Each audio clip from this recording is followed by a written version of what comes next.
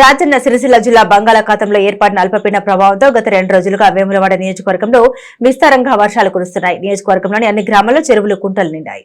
వేములవాడ మండలం హనుమాజీపేట వద్ద నక్కవాగుపై నుండి నీటి ప్రవాహం రావడంతో వేములవాడ హనుమాజీపేట గ్రామాల మధ్య రాకపోకలు నిలిచిపోయాయి. వేములవాడ గుడి చెరువులోకి కూడా వరద ప్రవాహం వస్తోంది.